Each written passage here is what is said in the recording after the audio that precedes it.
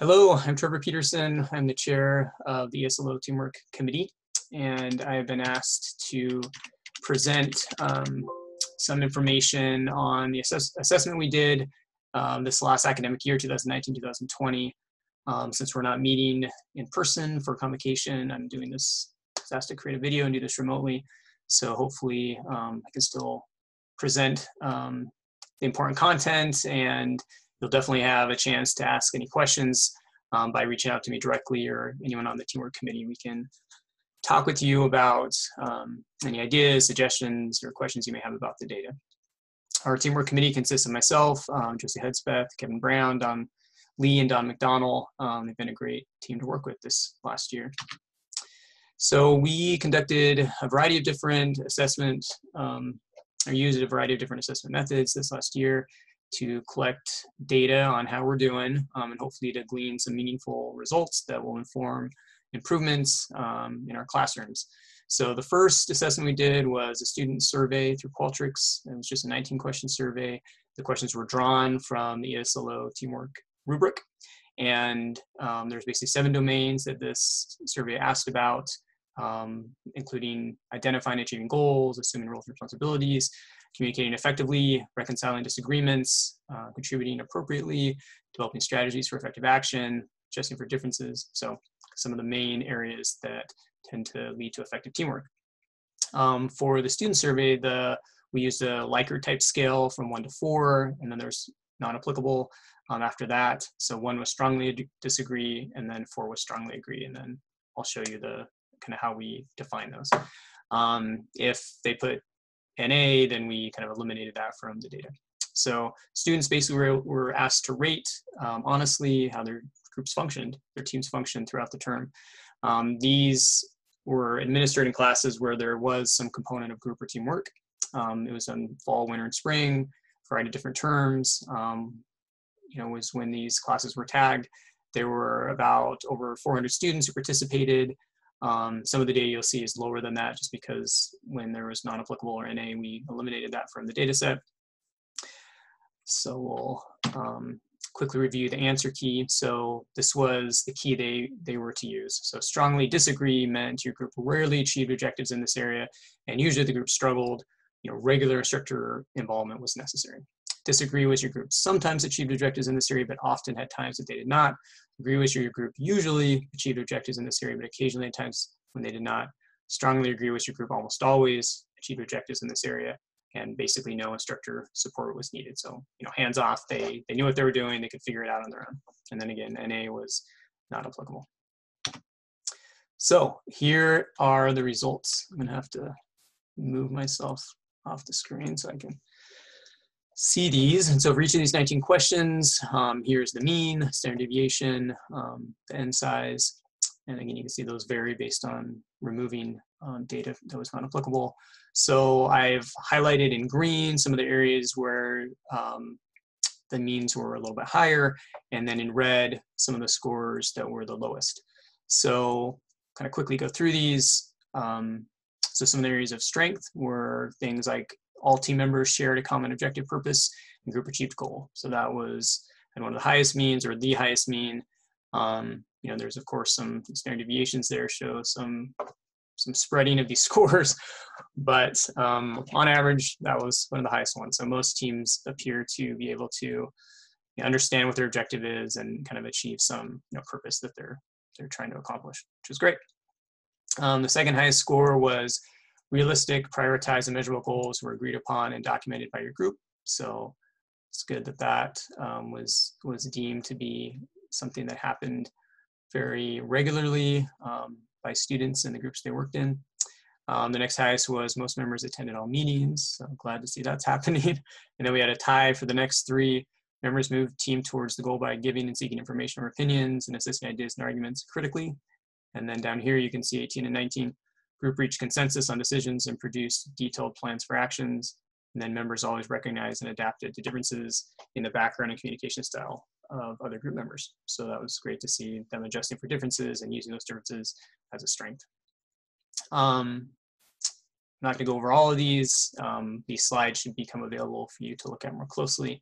So I'll just review some of the weaknesses now. The lowest mean was subgroups were absent, meaning that the group often would break into smaller groups that maybe kind of did their own thing and potentially, I guess, based on how they interpreted this question, maybe didn't work together as cohesively as they could have. So that's an area to think about. Looks like the next lowest was all members contributed significantly to discussions, decision-making, and work. So that was kind of one of the lower scores that's not happening as much as some of the others on average. Some inconsistencies, right, and contributions. And then we have leadership roles were clearly defined and are shared. So again, one of the lower scores there, meaning that that may not have been clear. And for students, you know, they may not fully comprehend that, you know, that they maybe did actually take on a functional leadership role, even though they weren't the leader, right? So some of that may just be a need to help students understand that as long as they're taking on a responsibility and communicating the work that they've done and, you know, working interdependently with the group, that they may actually have a leadership role that they didn't recognize. And then the final one is all members welcome disagreement and use differences to improve decisions without just voting. So I guess we see a little bit of inconsistency with this one versus the other, where they adapted to differences. So some struggles there. But again, all of these are in the, at least a 3 or above on average, again, with some variance there. So what does that mean? You know, if you go back to the previous screen, you can see that a 3 is that they are agreeing that their group usually achieve these objectives, but occasionally at times that they did not. And in some cases, they were getting closer to a 4, where they almost always achieve these. So, you know, students seem to be pretty positive that their group was functioning well most of the time in a variety of areas. And then the scores I didn't talk about, again, they're all in the 3 range, between 3 and 4.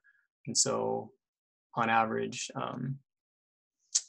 they sound like they're doing okay. It's worth noting that a lot of these classes were upper level classes. Some of these are labs or capstone classes where, you know, we have seniors working, and so this does reflect some of that. We weren't able to drill this down based on, you know, freshman class versus, that is something we could try to look at. I think we may have enough data to figure some of that out. So we, in the future, might be able to present data on how students are doing at different levels.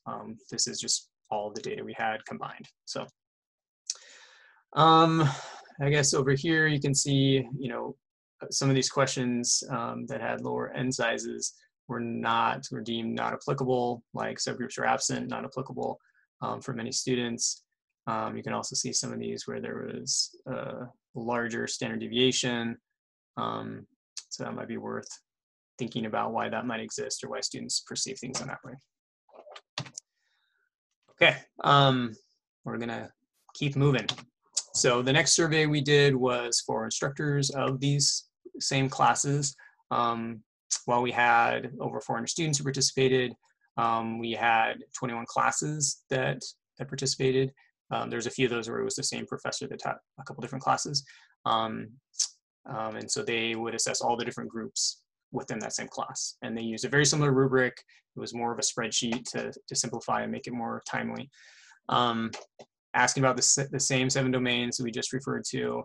The scale here was different. Instead of kind of strongly disagree to strongly agree, this was now low proficiency to high proficiency. With some consultation with the assessment exec committee, we felt like students may have a harder time rating proficient or not, whereas faculty may be in a position where they have more of an ability to know if this meets the proficiency level in their specific field. So again, each team or each group in the class was rated separately, and same terms across the entire academic year.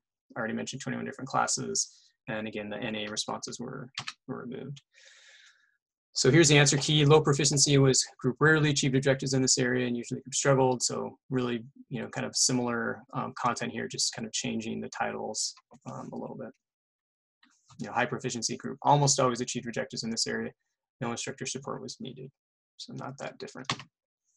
Okay, so here we have the scores here, and you'll notice that the strengths are different here, as well as the weaknesses. There's a few that overlap that I'll highlight at the end, which is to be expected. I think we all have different, you know, students have a different perspective on how they are doing versus faculty, and both might be accurate in different ways, just based on how much faculty can observe certain things versus what students may experience, when they're directly in that group day in and day out.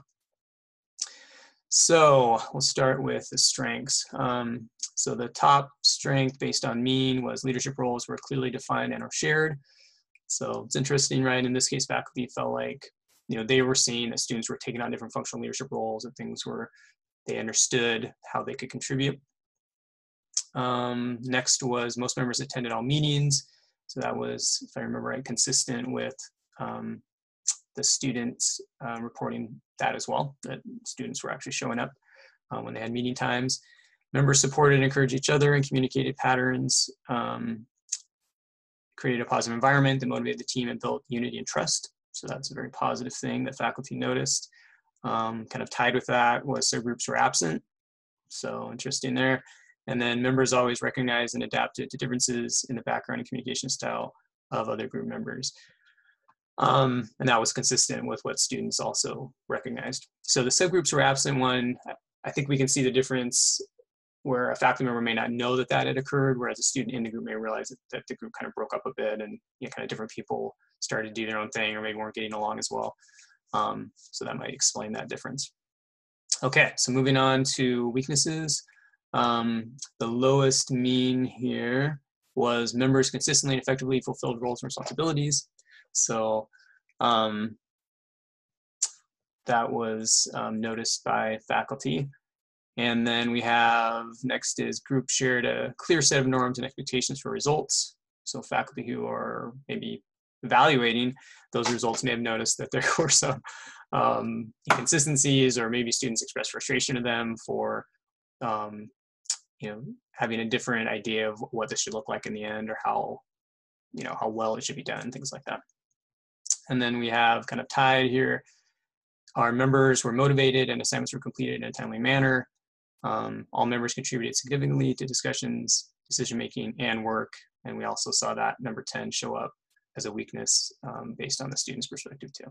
So feel free to look at some of these others. Again, you can see instructors deemed many of these non-applicable. So some of these lower end sizes, we have a 59, a 45 here. So subgroups were absent. A lot of them felt like that was not applicable. 59, all members welcome disagreement, or use differences to improve decisions, wasn't deemed to be as applicable as often. 52, leadership roles were clearly defined and are shared.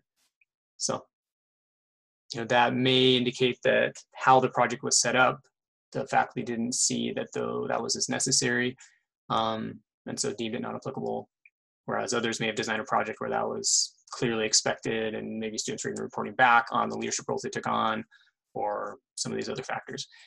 The one that I guess really stood out to me that essentially all faculty thought was applicable was realistic, prioritized, and measurable goals were agreed upon and documented by the group. So that seems to be a pretty universal expectation for all groups across campus. Okay, so when we combine these two, there was some overlap. So two strengths that both faculty and students saw. And again, if the scores here for faculty were also all in the the 3 to 4 range, and so we're seeing variance there, of course, but we're not seeing many scores that drop far below that. So the differences here, we haven't assessed to see if they're even significant. So not inferring that these are absolute strengths or weaknesses and that they're highly deviant from each other. Just trying to identify a few patterns here. Maybe in the future we could look at if they are significantly different. So some of the strengths based on mean were most members attended all meetings. So that's good that these students seem pretty serious as far as showing up and being there. And then members always recognized and adapted to differences in the background and communication style of the group members. So looks very promising. And then kind of the common weakness, that consistent contribution to discussions, decision-making, and work by all members. That was recognized as an area that's maybe not as polished by both faculty and by students. So the third form of assessment we did this year was a focus group at the end of the year in end of spring term. We just did this remotely since COVID hit, and we asked a variety of faculty who teach classes where they do a lot of teamwork or group work, coaches, we invited some of them to come in, some staff who do a lot of work with students, who are working in groups, internship or I guess I should say externship coordinators. So we had kind of a broad spectrum of people who came in who observe and work with students regularly in teams. And we just wanted to gather some less formal information, more qualitatively through some open-ended questions. So one of the first things we asked about was, how do you form groups? And how much structure do you provide? And what are the size of your groups? How long do they meet? What's the duration? How do you assess? What are the different methods you use? Things like that.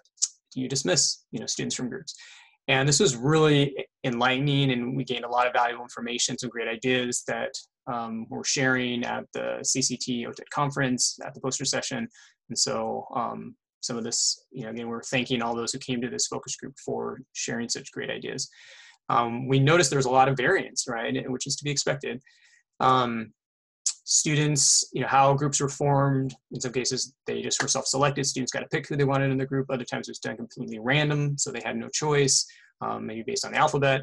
Other times there was personality assessments given or inventories, and then they were grouped based on either comparable personality traits or very, so a variety of methods there where either people who were similar could get put together, or in other cases, people who were very dissimilar were put together so they can learn from each other and kind of be compatible or complement each other, I should say. So that was very interesting. In other cases, based on their skill, experience, training, they were grouped. So you would have someone with a lot of experience and someone with less experience, so they could kind of mentor each other, or have the whole gamut there. Based on convenience, in some cases, just the easiest groupings were used, especially for remote groups, whoever that they could connect with and have a similar schedule with. Sometimes that was used too. How much structure support? Again, very dramatically. So in some cases, very little, perhaps for capstone classes with seniors who are expected to know their stuff and have already had a lot of training with groups. And in other cases, a lot was given. Faculty would start with instruction on teamwork. They would review the ESLO teamwork rubric. They would provide a teamwork charter to help the group kind of formulate kind of what their objectives are and the roles of each group member and deadlines and tasks and things like that. Even some like team member initiation templates, agendas in some cases were passed out, and in some cases this was just for the students to use, but in other cases they were submitting this back to the faculty member as part of their evaluation. So the sizes of groups varied from very small to larger, different rationales for that. Length of groups, right, from just a few times in a lab to sometimes over several years if they're part of a club that's doing work together. How they were assessed. Some was self-assessments, some were by peers, by instructors, by direct observation, by supervisors. Final product, combination, just a whole gamut of ways of assessing. And some people would use a variety of these to really try to capture things that they maybe personally couldn't witness by getting that from others. And then when they did this, not just at the end of the term, but sometimes throughout, to kind of capture and maybe be able to intervene earlier if there were issues going on in that group and there was a need for an outside support person. But again, based on their personal development, maybe that was not necessary, and the purpose was for them to learn how to work through that on their own. So a lot of different rationales for why that may or may not be the best based on where students are at. And then, there was also opportunities for some groups to dismiss a group member who wasn't participating, who was social loafing, and then how that was done, some neat ideas around that. So what were some of the trends we kind of picked up on by talking to these staff and coaches and faculty and externship coordinators? These were some of the strengths that they saw, as far as when we asked them about what are the trends, you notice these things came up by several people. So they felt like delegation skills are pretty good with our Oregon Tech students. They're pretty good at saying, here, you do this, you take on this role, you do that task. That conflict resolution skills were decent, doing pretty well with, and we kind of saw that students felt like they were pretty good at working with differences and adapting to some extent. Ability to compromise, be flexible, leadership skills. So, at least some of the students being able to step up and kind of take the lead, and hopefully others taking that functional leadership role. Organizational skills, keeping things organized and on date. Just camaraderie and support. I heard that several times where students seem to really help and care about each other and step in and support and kind of help each other through the experience, even if it's a difficult one. As far as some of the weaknesses, these were a few that, again, came up several times. There was more of a tendency towards individualistic pursuits instead of really focusing on the team goal. Like, well, I'll just do my thing and you kind of do your thing. And then kind of going on with that, each person taking on a different part of the project and kind of doing more work independently and not really working interdependently, cohesively, and in a more collaborative fashion. So that sounds like it resulted in less cohesion in many of these focus group members' minds. And the final project just didn't quite come together as seamlessly as it could have if they would have been kind of communicating and working more interdependently. So also there was a kind of a pattern of group members taking it personally if things weren't going well, instead of seeing it as more of like the group problem that the group dynamic is having. They may take it on themselves. Inconsistent effort across time. This has come up several times now. Group members do very little and then suddenly they do a lot, but not being a consistent participant throughout the entire duration. And then some kind of monopolizing or group members taking over groups and kind of just saying, I'll just do it, and doing most of the work themselves and excluding other group members from participating.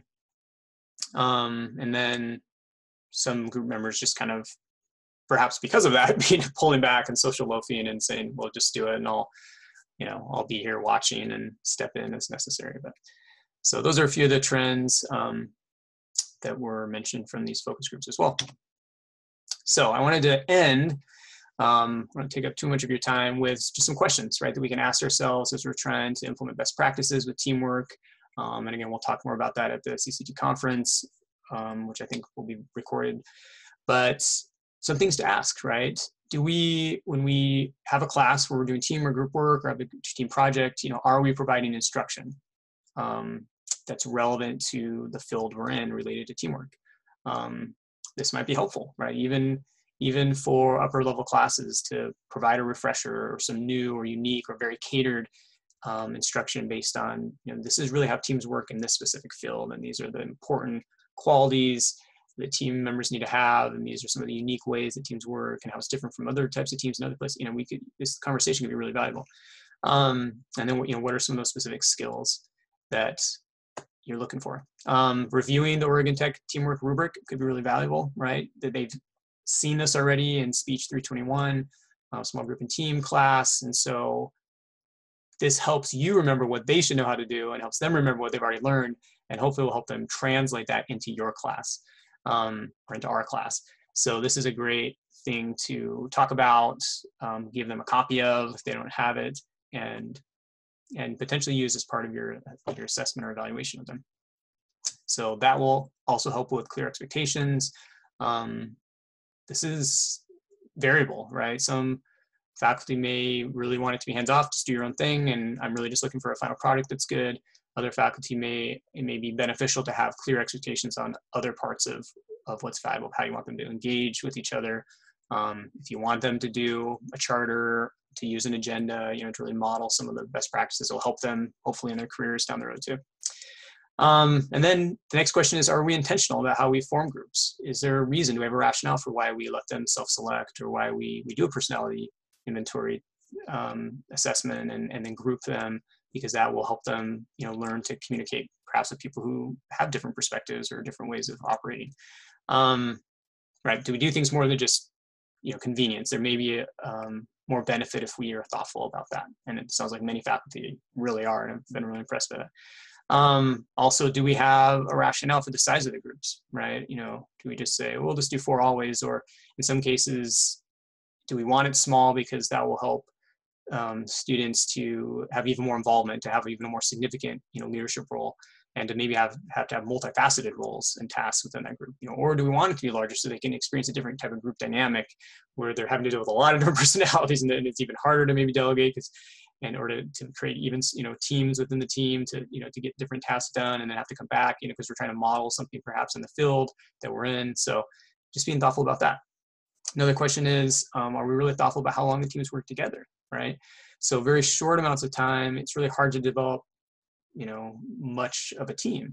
There's, you know, I guess some of this is debated, but there tends to be kind of stages that happen with teams, you know, where they start to form, and then there's some storming, you know, where they're trying to resolve some issues and conflicts and not really wanting to be maybe a team member for a while. And then they finally create some norming where they finally start to appreciate and see the value of the team. And anyway, like, do we help, you know, adjourning at the end? Do they have experience where they've been together long enough that they have a sense of identity together and value each other, where, you know, they can experience kind of the goodbyes even? There's value in that, right? For life and for careers to have been through all those stages. And so, you know, a couple times in a lab may not be enough, but if it's weeks, if it's an entire term, maybe a couple terms, you know, where there's clubs or things where that's possible, the same team, that they can learn a ton from going through those different stages of team development. And then how much structure, right? Are we really thoughtful about that? For a freshman class versus a senior class, are we adjusting the scaffolding based on those students' needs? And some great ideas have come out from the fact they're using like these team charters, agendas, and other tools that you can give students, and they still need to do the work, but you're providing them enough structure and support where they can be successful and not, you know, not flop. And then assessment, right? We've created some tools through these online surveys, but there's a lot of, you know, creative ways, and some assessments that are really specific to different departments and jobs that we've been hearing about, that really assess the things that matter based on teamwork in that area.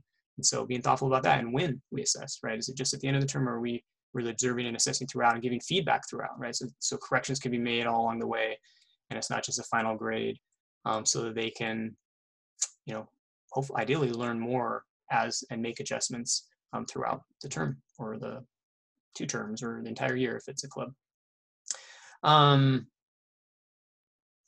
Okay. So areas for improvement, and I should start by saying there was lots of areas of strength, and so building upon strengths is just as important. And you know, going back to the list, you can see those areas in green, and most areas, right? I mean, to be a 3 or a 4 is saying that, you know, they're fairly proficient already on average. And again, there's variance there, and so, you know, it may be helpful, or we may need to go back and look at, you know, the specific groups that struggle the most and talk about those specific things as well. But on average, here's the big message. Some areas we can continue to help students is, or things we can do better, are the things I just talked about: being intentional about, thoughtful, and really plan out how we create the groups, how long, size, how much structure, support, how we assess, things like that. And then these very specific things also came up. So helping students be more consistent and effective in fulfilling their roles and responsibilities. And some of that may just be clarifying that's an expectation, and that'll be evaluated. Helping them understand leadership roles and functional leadership roles. And it's not just the one leader, but, you know, everyone can have a part of that and be a part of the committee per se. And then helping, you know, each member contribute more consistently and substantially to a variety of parts of the group. And so that may, again, if we're monitoring that, giving feedback on that, then maybe something where we can invite some group members to maybe monopolize less, and other members to step up and kind of have a more balanced involvement and participation. Being welcoming of disagreements and differences, and trying to have more advanced ways of solving problems than just simple voting. Reducing subgroups, and again, talking about that and addressing how those cliques or whatever can be overcome, and the group can create that total group cohesion again. Helping students be more motivated and completing assignments in a timely manner. So some of that might be on our end, having more concrete deadlines along the way, so we're not just expecting the final thing at the end. You know, and that may vary based on our field and what's expected in industry. If it is just turn it all in at the end, or if there are, you know, expectations for regular return reports.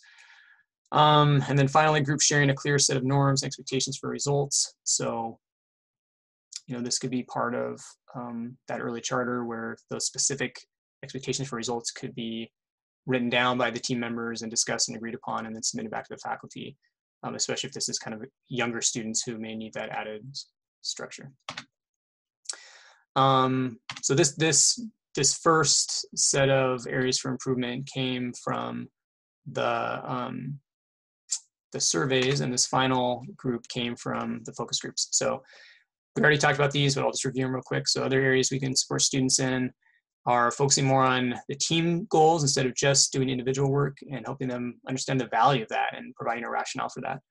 Working more interdependently, so kind of the same concept here, instead of getting their assignment and then go doing that on their own. All of that, again, to create more cohesion within the group, to make the final product really come together and be more seamless. And then not taking differences personally. I mean, I'm a psychologist, so I think there's great value in this is sometimes called a cognitive distortion, where we personalize things that really aren't our fault. And so I think this could be a really valuable conversation to say, sometimes things aren't going well in a group and people are getting frustrated. It may not be you, right? It may be that everyone's stuck together and it's no specific person's fault. And so the solution resides in everyone talking about this and figuring out how each person can continue to contribute and step up and or access more resources to get through it. Consistency, right? If we're assessing or evaluating this can improve. We're talking about the importance of this. Rationale being, if you can do little chunks of this along the way, there's not that massive amount of stress at the end. It comes together better. It's more enjoyable experience. There's more participation from all group members if there's regular meetings and it's happening consistently and not a final cram at the end.